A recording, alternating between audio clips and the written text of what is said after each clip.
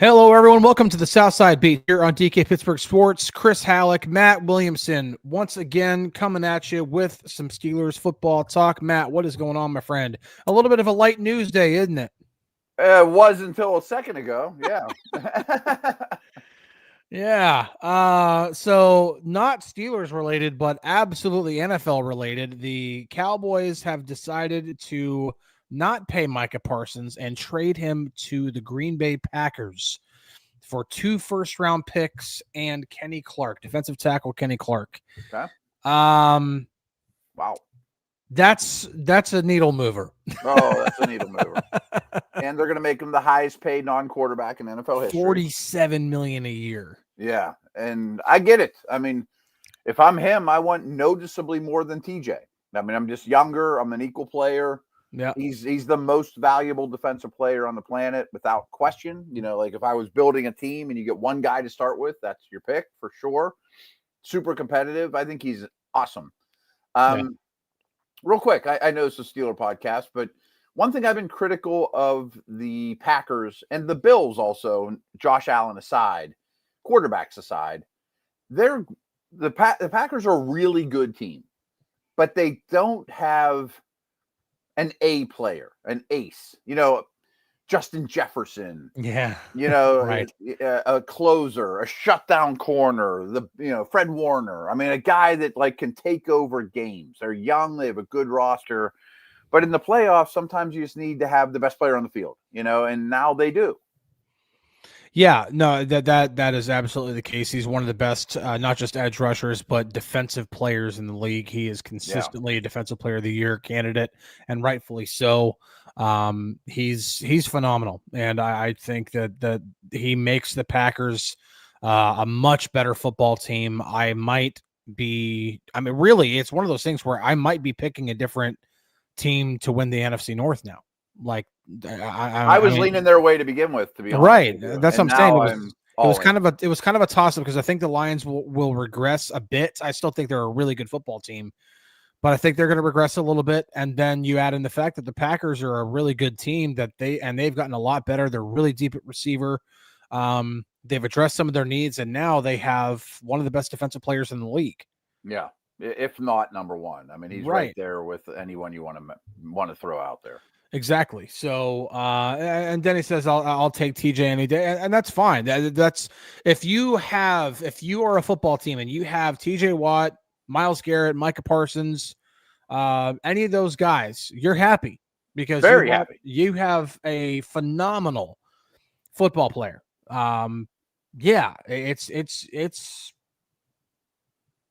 It's a heck of a move, man. It's a heck of a move. It really is. The one thing that, and we can get into this to kind of transition this into more Steelers talk, obviously, because this is a Steelers podcast, is now the Packers have given away 2 first-round picks. They're really deep at receiver. It's a good angle by you, yeah. Do you think the Packers try to recoup some draft picks? Maybe just 1 draft pick. Now they're a very, like the Steelers. I mean, that's an organization that you know what you're getting. There's no owner switch. They've been doing things their way for a very long time and have been mostly highly successful. And they've been a draft and develop team. This is an uncommon move for them. They weren't big in free agency for decades. Reggie White aside, to really go back. So my point is, it's a team that values draft picks historically. So I bet deep down, as an organization, there isn't an owner there, as we know, is going, man, I don't love being this light on picks. And they're assuming that they're going to be picking 25 or later with those first round picks, and they're probably right.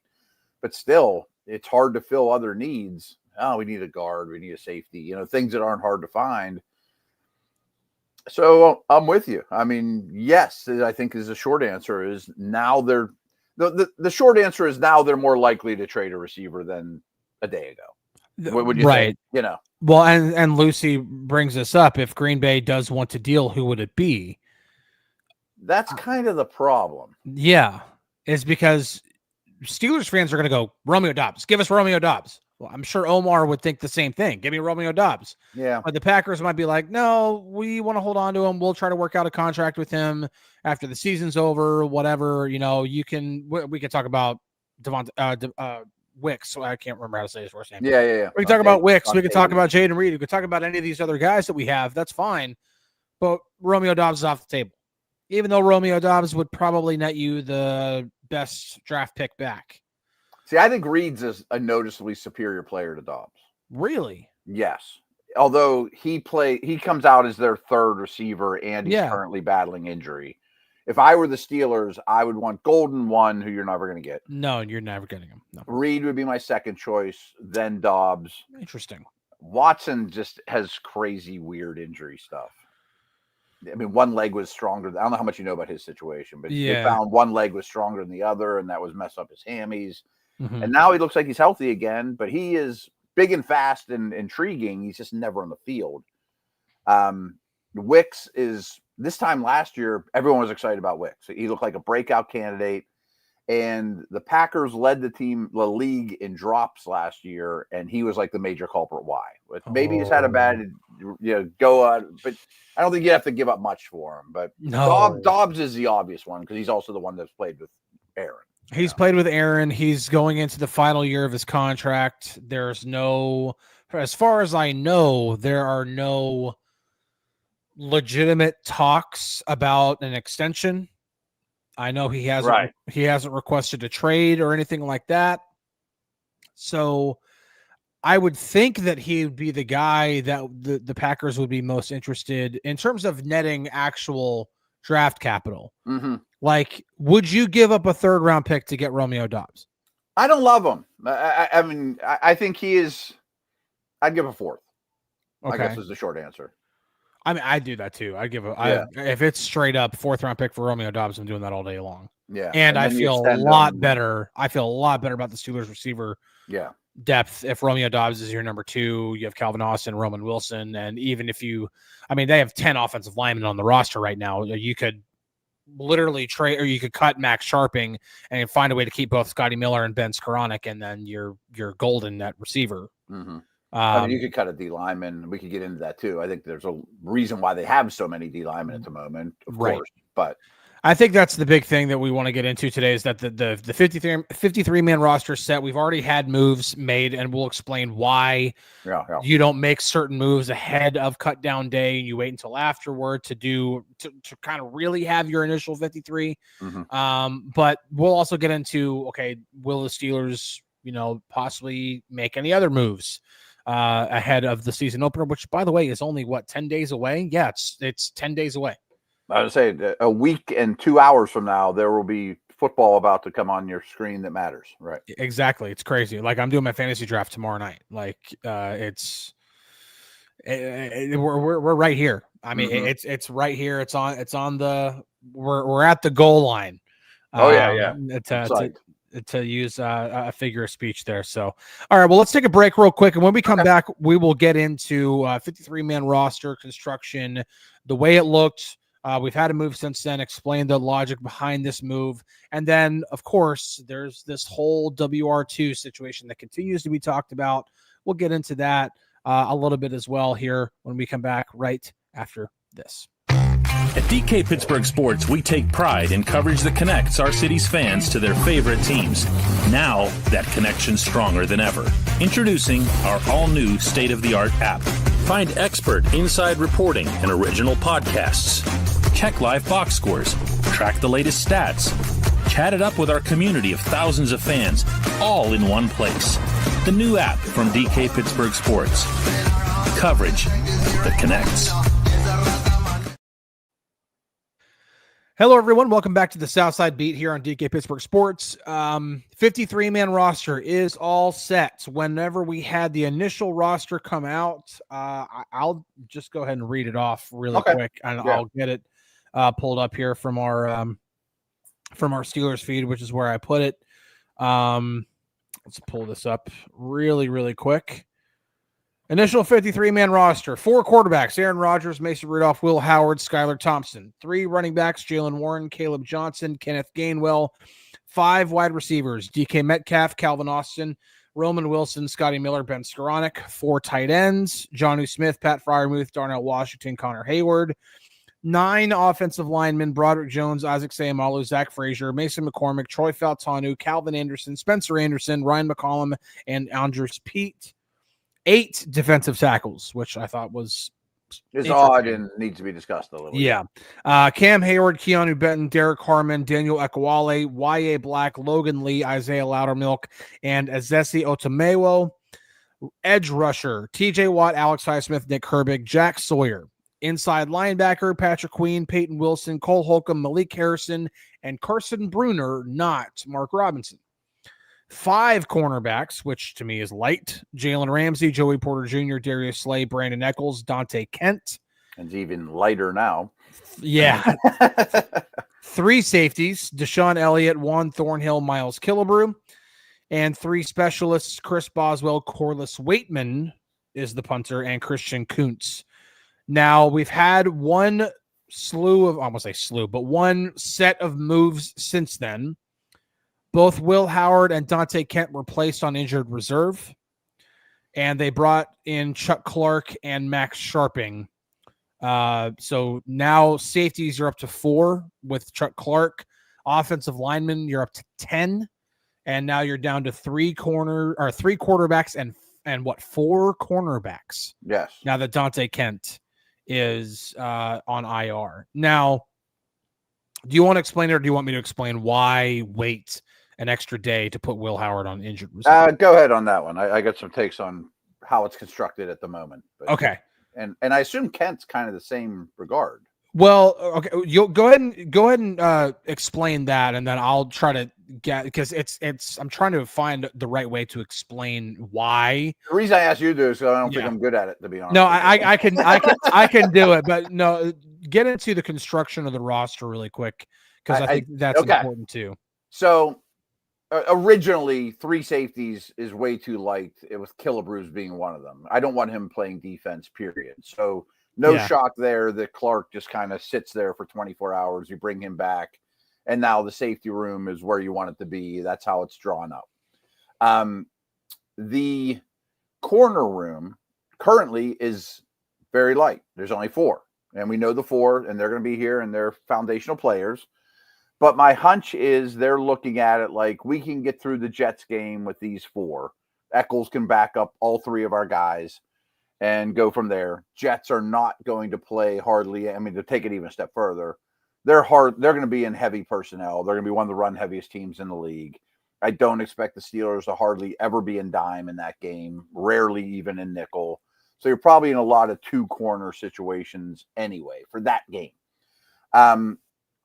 And you can expand on this. The biggest oddity currently on the roster is there's 8 defensive linemen. It's not even crazy for them to keep 6. 7 is the usual. So 7's the norm. Yeah. This tells me, and you would be better at this than me because you're more of a reporter than I am, Harmon's not going to play week 1, but wasn't hurt enough to go on a list, first of all. Mm-hmm. You reported, and I don't want to put words in your mouth, something about an upper body injury for Benton. Yes. Yeah, he's back practicing with the team now, but okay. I thought he might be on the injury report when there's an injury report, though. Still worth noting, for sure. Okay. And Cam Hayward's not played a snap, period. And I guess there's still a chance he sits out week 1. So your best 3 guys could be compromised or not there. It's possible. It's still, I mean, listen, when Cam Hayward says, I mean, I asked him straight up, are you willing to miss games over this contract situation? And he didn't say no. If anything, he definitely indicated that, yes, he's willing to miss games. I mean, what if Friday comes and he says, hey, if I don't have a new contract by Sunday morning, I'm not playing? I think he can still probably pay his bills if he doesn't get paid in week 1. Exactly. Is my hunch. And oh, by the way, what I said about the Jets is a non-nickel, certainly non-dime team. They're going to run up the gut on you over and over and over. Like, I want my tackles, though. Yeah. Yeah, it's really, really interesting. It'll be a big story next week, I bet. It could be. Yeah. Now, Cam Hayward's been practicing with the team, so we'll see. Maybe he's just deciding, hey, listen, I tried. they're not going to go for it, whatever. And maybe they get something done. I don't know. Maybe they do get something done.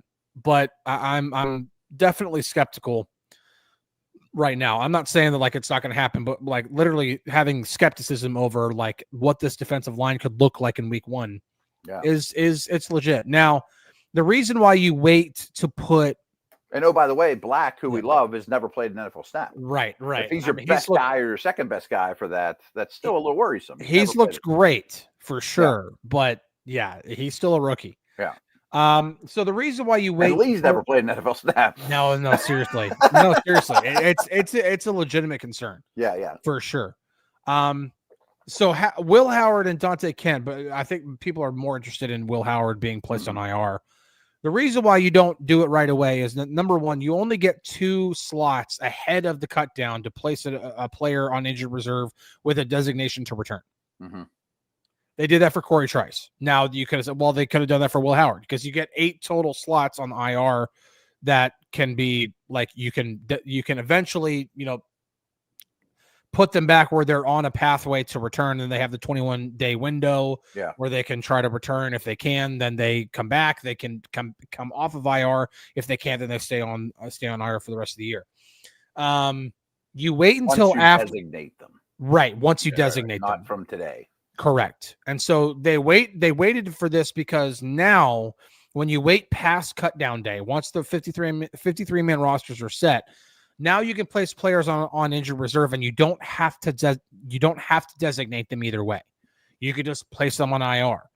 Now you only have 7 spots left to be able to return somebody from IR because you've already designated Corey Trice as a player who is designated to return from IR. So you only have 7 of those left now. If you get to a point throughout the season where you are ravaged by injury, but it's not a whole bunch of season-ending injury stuff, and of all the injuries that are happening, Aaron Rodgers and Mason Rudolph are not any of them. And you never had the intention of having Will Howard play a snap.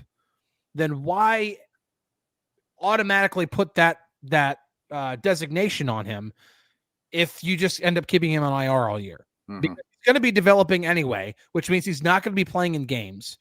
I mean, we're talking like Aaron Rodgers would have to be able to not play. Mason Rudolph would have to be able to not play. And maybe even at that point, the Steelers would be like, we'd still prefer not to have Will Howard not play. Yeah. Like, that's a legitimate.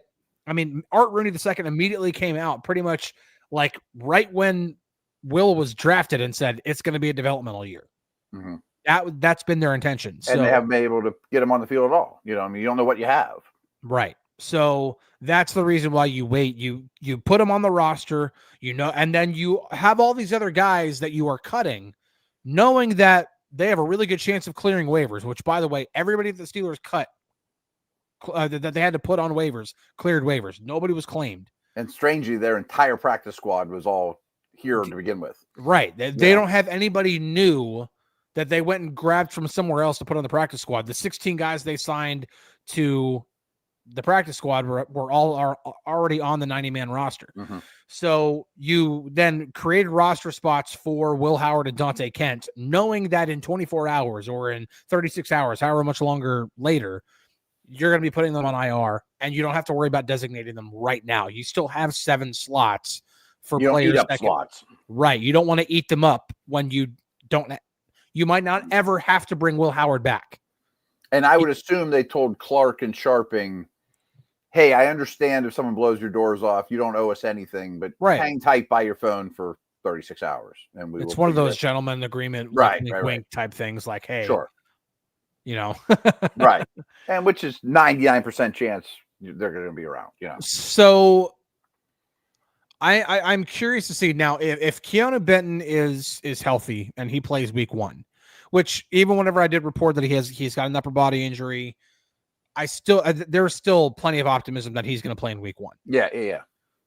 Derek Harmon probably not playing in week 1. If Cam Hayward does play and he's not going to sit out games over the contract stuff, then I feel a little bit better about defensive tackle, where if you do go and get another receiver or you address another position, whatever, I think they'd have to add a 5th corner.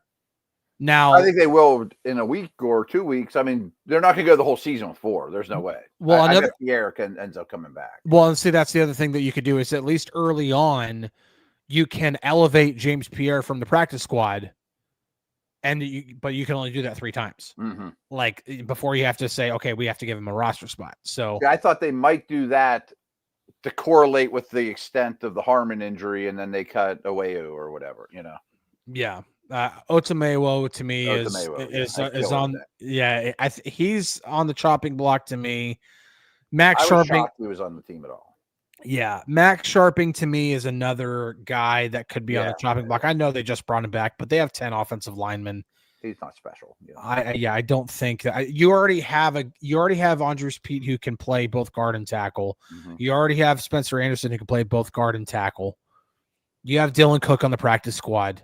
I mean, I don't know. I think that he's a replaceable guy. If you have the opportunity to go get a legitimate WR2 like a Romeo Dobbs, or if the Raiders change their mind and say, hey, you know what, Jakobi Meyers is actually available via trade, then you're more than willing to cut Max Sharping to make room on the 50-man roster to make that addition.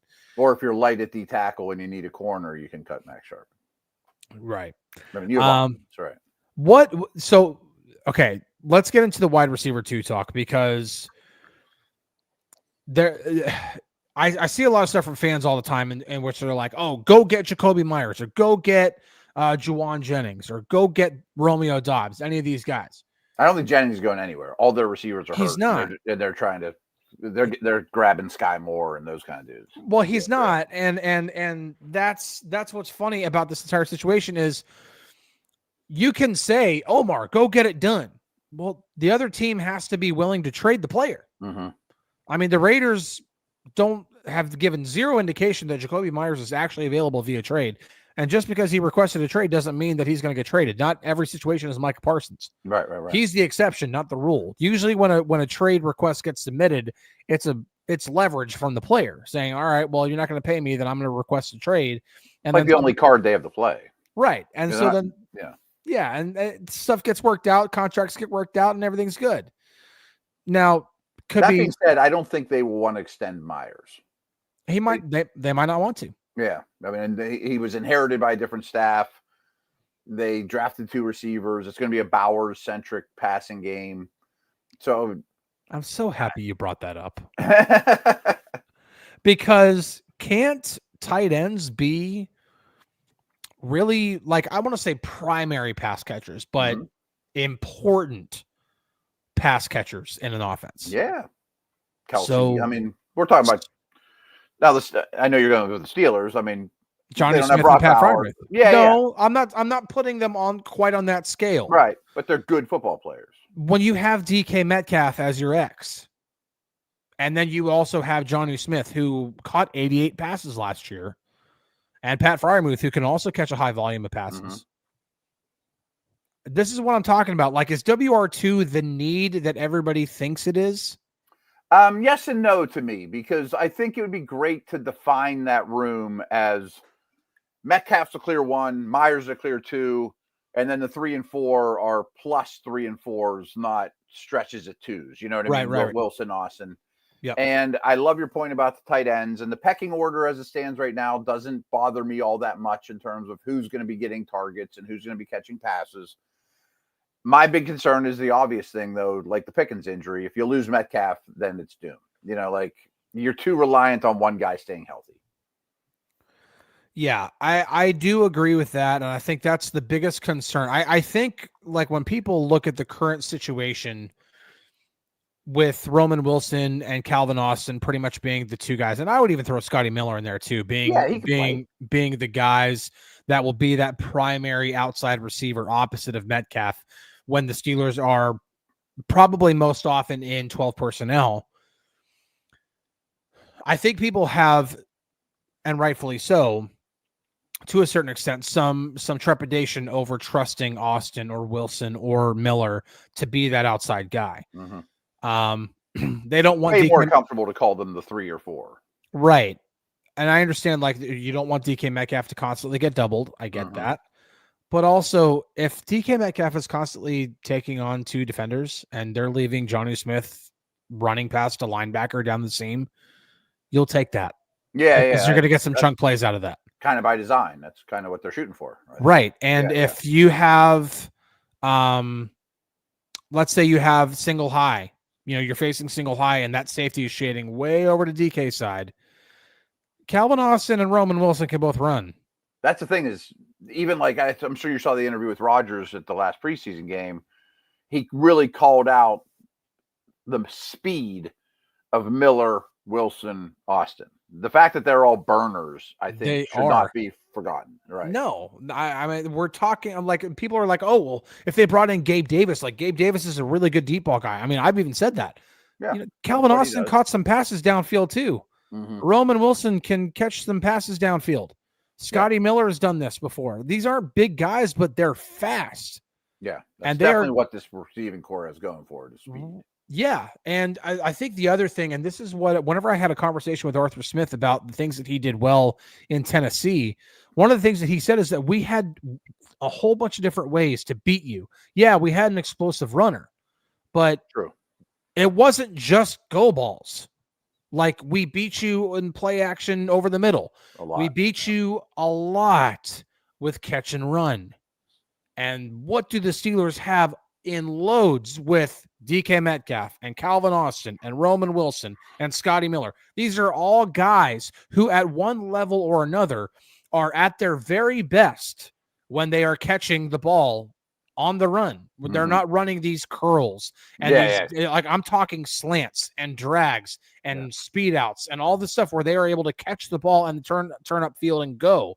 That's what this... Not coming back the line of scrimmage. Correct. Matt Canada stuff, right. Right. That's not what Arthur Smith wants to do. I think what he wants to do, and he has a quarterback that can execute it now, is that he wants to be able to do this catch and run stuff that he was doing in Tennessee when he had A.J. Brown and Corey Davis. Oh, by the way, and Jonnu Smith. Yeah. Right? So... Johnny's great at it. Fryerman's good at it.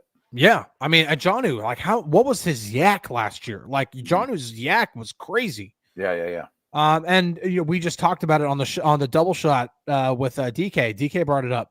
Of Jonnu's 88 catches last year, 55 of them moved the chains. Yeah, and that was a big Roman Wilson thing too in college. Massive producer of first downs. Yeah, right. So yes, you don't have that prototypical Z receiver, Cooper Kupp, Jacoby, whatever. You don't have that guy on your roster right now. But is there a way to manufacture that with what you have internally? Yes, I do think you can have that. Now, the biggest concern to me isn't getting production from outside of DK Metcalf. It's if DK Metcalf were to go down with an injury. Yeah. That is probably the biggest, or I would say, like, that's probably the part of this entire, like, WR2 talk that's probably got the most, like, legitimacy. That's what I would say. I just wanted to double check it because I knew I saw that stat somewhere too about Jonnu. 49.1% of his receptions ended up in a first down or a touchdown. Yeah. It's crazy. It's like he moved the chains, and again, high volume of targets. He had like 111 targets. Actually, I'm wrong. That was his targets. 49% of his targets, not his receptions, ended up in a first down or touchdown. Yeah, because 55 of 88 catches, more than 88, right? Yeah. So, like, that's pretty impressive. Yeah. Now, I think that's like the big thing here is that, yes, would the Steelers look a lot better if they had a Romeo Doubs or Jacoby Myers or Juwan Jennings or any of those guys opposite of DK Metcalf? Yeah, absolutely. Because if Metcalf were to go down with an injury, you feel a lot better about one of those guys stepping in and being DK Metcalf pretty much. But I also think next year's quarterback might appreciate it. 100%. Oh, okay. Can we just end on this one? Mm-hmm. DK Metcalf kind of hinted at they're going to do something special, and even kind of hinted a little bit. I don't remember what podcast he was on when he said it, but he even kind of hinted at Aaron Rodgers possibly maybe, just maybe, he would come back for another year. Oh, really? And so, I mean, I could see if it went well, won a playoff game. That's what I'm saying. Like if the Steelers were to win a playoff game, like positive experience. Yeah, they go 11-6. They make it to the wild card round. They win a game. They go to the divisional round to go up against Josh Allen or Patrick Mahomes or whoever, and then they lose because that's probably where they are. Beat Denver or Houston in the first round. And, exactly. And then you feel good about it. If Rodgers were to come back for a second year with the Steelers, and the quarterback that they would go get, whoever it is, I'm not going to mention names on here because every time I bring up a name, I always get somebody telling me, I can't believe he's the worst. I'm like, okay, let's just say they go get their quarterback. I don't care who it is. And if I were you guys, I would watch Clemson LSU this weekend. Oh, I'm going to be watching a lot of college football this weekend. I am so excited for college football, man. So excited. Yeah. And let's say Rodgers is the 14th best quarterback in the league this year. Yeah. I don't think he's going to be 5th. I don't think he's going to be, and he wouldn't come back if he was 28th, No. If he shows that he's over the hill, he's not coming back. Right. And they would want him. No. But let's say everything is a pretty positive experience. Mm-hmm. And Rodgers wants to come back for a second year, and you draft your quarterback. You trade up. You're picking 25th, and you trade up to 8th, and you get your quarterback. Okay, you got the franchise quarterback. Yep. How awesome would that be for that quarterback to learn for a year behind Aaron Rodgers? Right. Like we've talked about, Will Howard would be a good guy for him. Rudolph. Aaron Rodgers is better. We're talking love, right? Like seriously, like it is the Patrick Mahomes experience, which he was drafted 10th overall, learned for a year behind Alex Smith, which I think Aaron Rodgers' career is just a little bit better than Alex Smith. Right. Same draft class. I was in the Browns war room for that class. But I'm just saying, like that was Patrick Mahomes. I mean, Mahomes learned for a year behind or sat for a year behind Alex Smith. If Aaron Rodgers sat for 3 years behind Brett Favre, like, and how long did Love go behind Rodgers? Right. So, like, if there was 1 year, so if you draft that guy, especially if it is an underclassman that declares for the draft, I mean, come on, seriously. Yeah, it's a great learning from Aaron Rodgers for a year. And then year 2, you hand the keys to the car, the keys to the car to that quarterback. Say, all right, guy, it's your team now. We're gonna get you. And you hope that you pick up the 5th-year option and it's a success, and you get 4 years of controlled money, and then you pay him. Yeah, and then also by the time that guy would be playing, it would be 2027. Your offensive linemen are a lot more developed. Yeah. Oh, yeah. I mean, like Metcalf's probably gone, and you have to find new guys like that. But you would think you have a line. Yeah. So I'm just saying, like, I'm throwing that out there. Like, if things go well this year, it's not crazy. And Rodgers is willing to come back, I'd be absolutely all over that. To let that guy, because how many times do rookie quarterbacks get handed the keys to the car, get immediately told you are our guy, and they start week 1 right away, and they just immediately become a success? It doesn't usually happen. Well, Joe Burrow is like the exception to the rule. Like, it doesn't happen that often. Even like, again, it didn't happen for Mahomes. It didn't happen for Tom Brady. It didn't happen for a lot of the greats, especially the guys that don't have a ton of college experience. Yeah. Like it looks good for Nix. It looks good for Daniels. Those are 6-year guys, Steve Young, how many years was he sitting behind Joe Montana? Like so many different guys sat for a year. For some. When Ben, the norm, right? When Ben Roethlisberger was drafted, he was not anointed as the starter right away. Tommy Maddox was still going to be the starter, and the only reason Ben even started as many games as he did was because Maddox got hurt.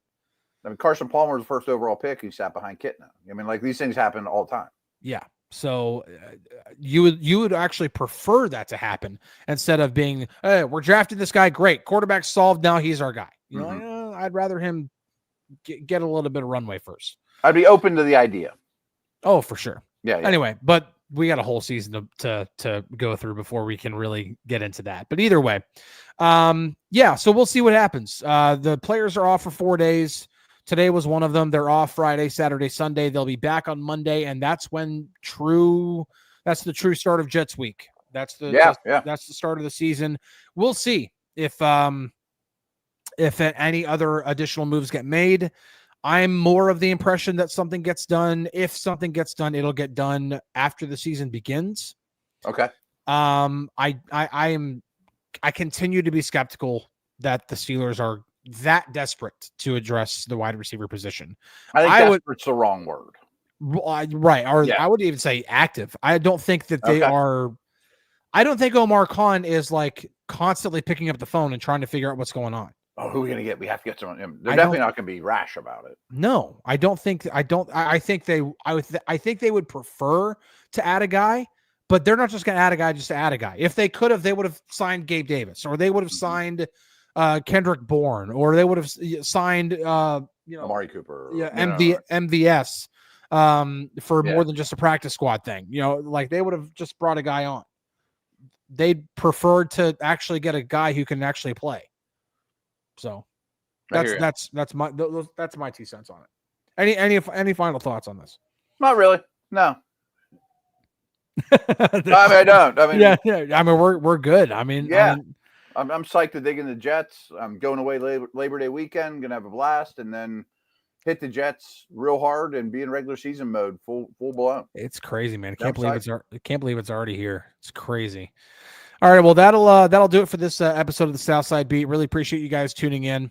We'll be back next week, and when we come back, it is all about Steelers versus Jets.